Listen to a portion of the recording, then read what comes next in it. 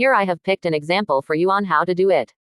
This is Passage A, from the O-Level English Language 1123 Specimen Paper 2024. First, I'll read the passage exactly as it appears in the paper. Then, we'll go through it step by step, breaking down each paragraph to understand what's happening, explore the writer's language techniques, and explain everything clearly, one part at a time. So, the title of the passage is Nameless. Okay, so it says, Mo and Marwood have finally found Nameless. They had been looking for this large redwood tree that no one had ever attempted to climb before. Redwood trees can live for more than 2,000 years and are the world's tallest living trees. Mo and Marwood stood at the base of Nameless, peering upwards into its crown. The structure of any redwood tree is the opposite of most trees, whose branches get smaller towards the top. Nameless, this ancient giant of the forest, grew increasingly complicated and more massive higher off the ground. The tree was about 100 meters tall with a diameter of about 3 meters near its base. The trunk was an enormous cylinder of soft crumbly bark. Far above the ground, a few small wispy branches popped out of the trunk, but there were no branches on its lower reaches. Higher up still, a tangle of limbs emerged and wandered out of sight, buried in clouds of foliage. Mo and Marwood couldn't see its top. Marwood recalled that in ideal conditions, a redwood can grow from a seed into a tree that's an astonishing 16 meters tall in just its first 20 years of life, increasing in height by nearly a meter annually. After that, it grows faster still. Adding mass at an accelerating rate, it can exceed 75 centimeters in diameter at chest height in fewer than 60 years. The growth of redwoods generally slows down after the first 100 years, though by the age of 800, they may have reached a height as tall as a 30-story building.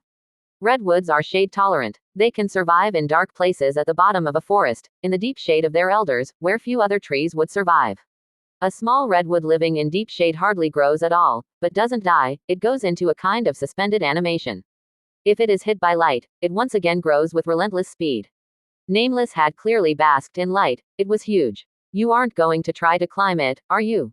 Asked Marwood incredulously. No answer. Mo looked again at the lowest branch of a smaller tree standing next to Nameless. Without warning, he leapt, grabbed and swung himself up onto the branch in one fluid movement and began climbing upwards. I really don't think that's very smart, Marwood warned from below. 10 minutes later, Mo arrived at the top of the smaller tree. The tree had narrowed to a pole thinner than his wrist, and began swaying under his weight. Having got as high as he could go, Mo looked across at Nameless and spotted a spray of slender branches on the curving wall of its monstrous trunk. A little branch stuck out, directly in front of him. Mo wanted to grab that branch. He edged closer to it, and the smaller tree began to bend under his weight.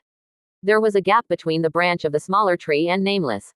From the ground, Mo hadn't noticed that gap, expecting that the little tree's branches touched the big tree's branches, providing a bridge to walk across. Mo studied the situation. If he could just reach out far enough, he might be able to grab that little branch on Nameless. Trying not to think about how high up he was, Mo focused his mind on the problem.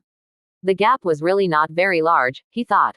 He would have to let go of the small redwood and make a leap up into the big tree, and grasp a branch with his hands, like a circus performer catching the bar of a swinging trapeze. He had to jump high, or his body wouldn't clear the branches of the smaller tree and he'd get tangled and would fall. If I was standing on the ground and I had to make this jump, I could do it, he thought. So why not up here? He tried to force his hand to just let go of the tree. Just let go. I can't watch, Marwood shouted furiously from below and closed his eyes. He dreaded hearing a scream followed by a meaty thud. In the top of the tree Mo let go, and jumped. He felt gravity go to zero. The world stopped. Mo watched the branch of the large redwood approach in slow motion and saw his fingers extend towards it. There was a jerk and he found himself hanging from the branch by both hands, bouncing with his feet kicking the air. Swinging hand over hand, he got himself over to the trunk and climbed the next 3 precarious meters onto a stronger branch. He had arrived somewhere in the lower tiers of Nameless, just below the crown of the huge tree. The branches here were bigger and closer together. There was foliage everywhere, above, below, and on all sides, layer upon layer of leaves, like tents within tents. The tree hadn't looked so big from the ground.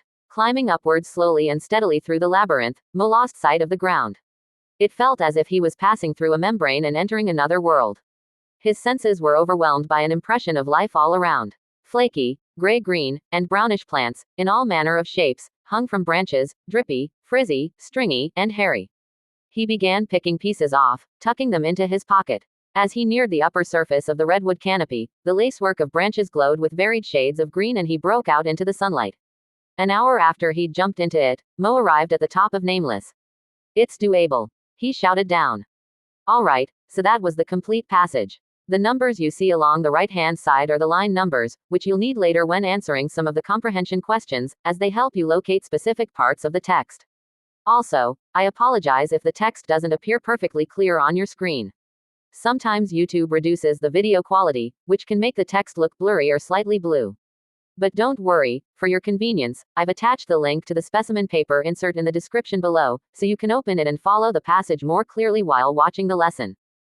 So, now that we've read the passage once, we have a general idea of what it is about. Now we know that Nameless is the name of a gigantic redwood tree that no one had ever attempted to climb before. This is a narrative passage that follows the adventurous experience of Mo and Marwood as they search for this extraordinary tree, with the main focus on Mo's daring attempt to climb it while Marwood watches from below with growing concern. Now let's understand it together. As we work through it, remember that you should never read a comprehension passage just to understand the story.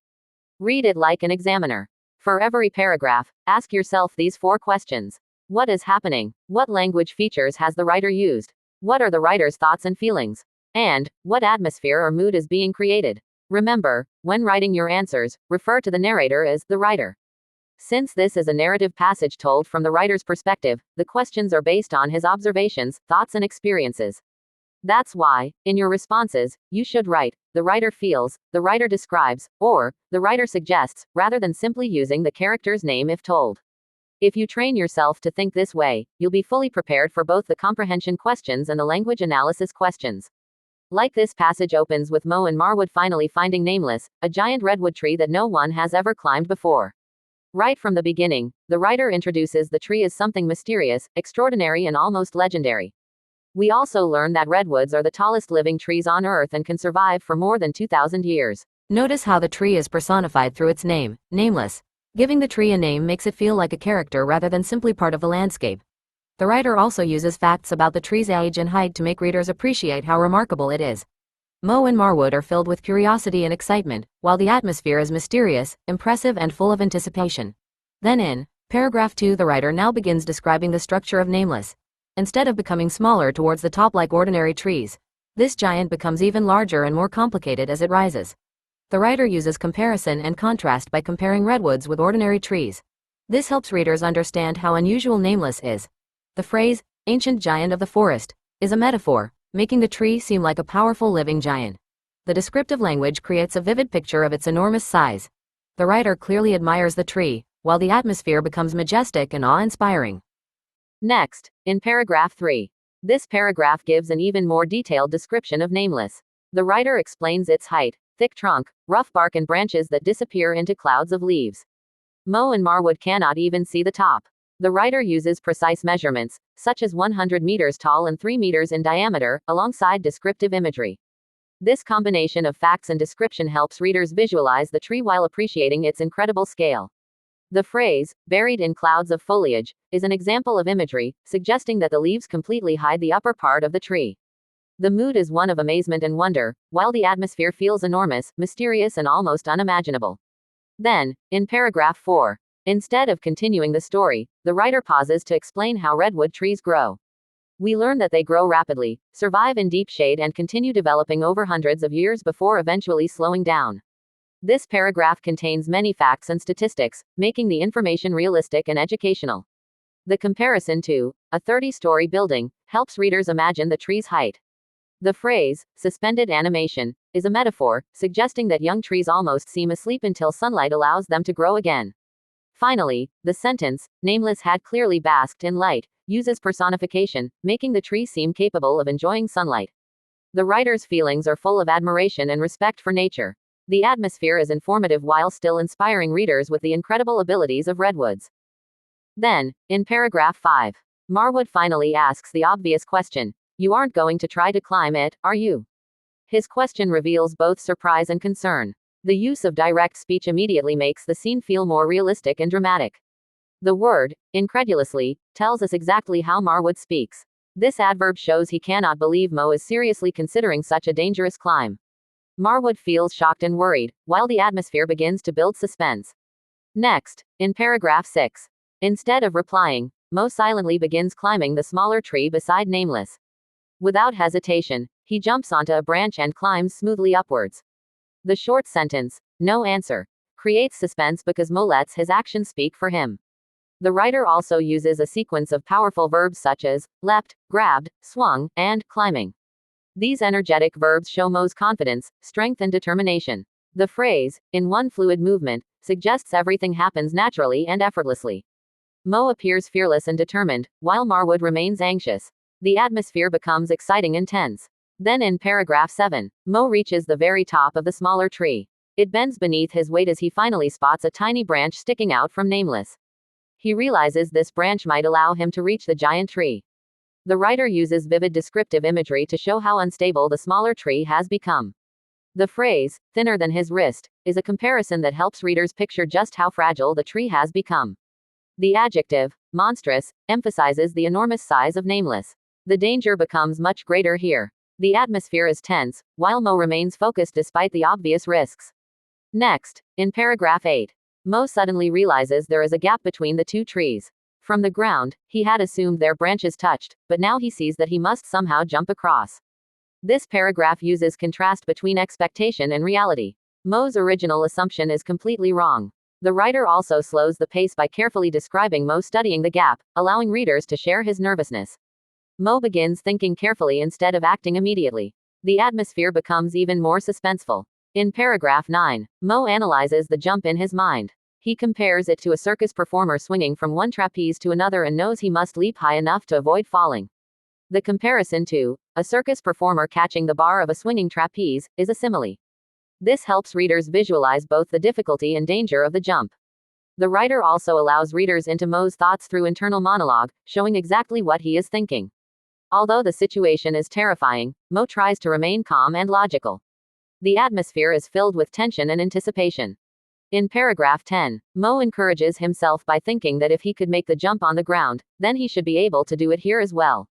However, convincing himself is much harder than he expected. The writer again uses internal thoughts to show Mo battling fear. The repetition of, "just let go," highlights his hesitation and the mental struggle he faces before making the leap. The writer shows that courage does not mean being fearless, it means acting despite fear. The atmosphere is extremely tense. In paragraph 11, meanwhile, Marwood can no longer bear to watch. He closes his eyes because he expects the worst. The writer uses direct speech to reveal Marwood's panic. The phrase, "meaty thud," creates powerful sound imagery, allowing readers to imagine the horrifying sound Marwood fears hearing if Mo falls. Marwood feels terrified, while the atmosphere reaches its highest level of suspense. Then, in paragraph 12, Mo finally jumps. This is one of the shortest paragraphs in the passage. The short sentence dramatically slows the pace and gives extra importance to the moment. This is an example of sentence variation, where a very short sentence is used for dramatic effect. It creates maximum suspense before readers discover whether Mo survives. The atmosphere is tense and dramatic. Next, in paragraph 13, everything suddenly seems to slow down. Mo grabs the branch successfully and swings himself safely onto Nameless before climbing onto a stronger branch. The writer uses slow motion imagery, describing every movement in detail. The phrase, "gravity go to zero," is hyperbole, exaggerating the feeling that time has almost stopped. Verbs such as approach, extend, hanging, and bouncing help readers experience every second of the jump. Mo feels relieved and successful. The atmosphere changes from fear to excitement and triumph. Then, in paragraph 14, now inside the crown of Nameless, Mo discovers an entirely different world filled with branches, leaves, and unusual plants. The writer uses the metaphor, "entering another world," to show that the inside of the tree feels magical and completely different from the outside. The phrase, "labyrinth," is another metaphor, comparing the complicated branches to a maze. The repeated descriptions, drippy, frizzy, stringy, and hairy, form a list of adjectives that create vivid sensory imagery. Mo is fascinated and overwhelmed by everything around him. The atmosphere becomes magical, mysterious, and full of discovery. And at last, in paragraph 15, finally, after an hour of climbing, Mo reaches the very top of Nameless. Looking down, he simply shouts, "It's doable." The use of direct speech makes the ending memorable. Instead of celebrating dramatically, Mo calmly says just 3 simple words. This understatement shows his quiet confidence and determination. Mo feels proud, relieved, and accomplished after achieving something no one had attempted before. The atmosphere becomes joyful, victorious, and inspiring. So simply note that, whenever you read text A in paper 1, remember that your job is not simply to understand the story. You should always identify what is happening, how the writer feels, what atmosphere is being created, and which language features the writer uses to create those effects.